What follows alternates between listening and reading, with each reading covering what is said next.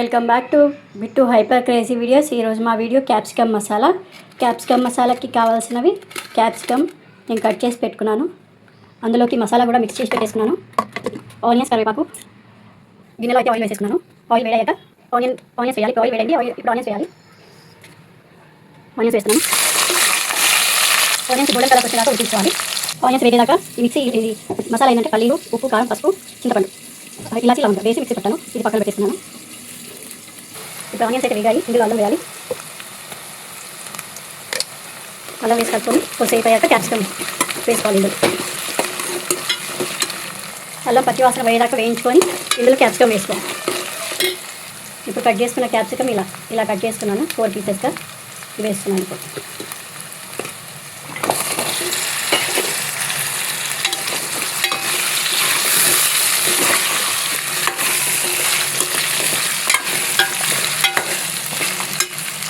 ఇప్పుడు మూత తీసి చూద్దాము.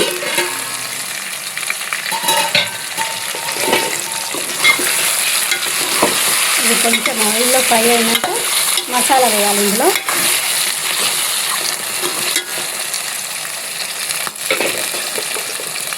ఇప్పుడు క్యాప్సికమ్ ఉడికిందో లేదో చూసుకొని ఇందులో మసాలా వేయాలి. ఒక క్యాప్సికమ్ అయితే ఉడికింది. మసాలా వేసుకుని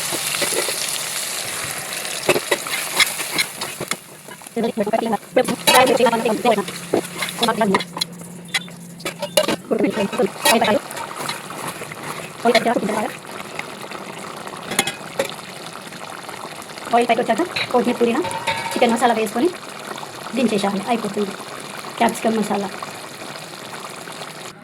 ఇప్పుడు చూసుకున్నాము. కొంచెం ఆయిల్ అయితే వచ్చేసింది.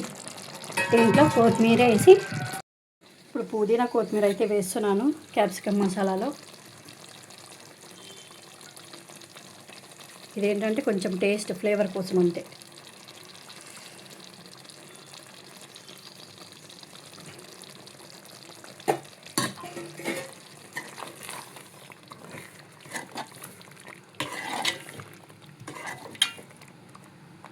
ఇప్పుడు ఇందులో కొంచెం చికెన్ మసాలా వేసుకొని దించేయడం. ఇంకా కర్రీ అయిపోయినట్టే. ఇప్పుడైతే చికెన్ మసాలా వేస్తున్నాను కొంచెము లైట్గా.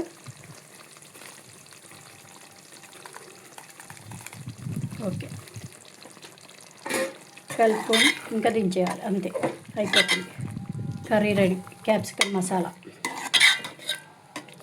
ఓకే, వీడియో కనుక నచ్చితే ప్లీజ్ లైక్ చేయండి, సబ్స్క్రైబ్ చేసుకోండి, సపోర్ట్ చేయండి ప్లీజ్. Okay, bye.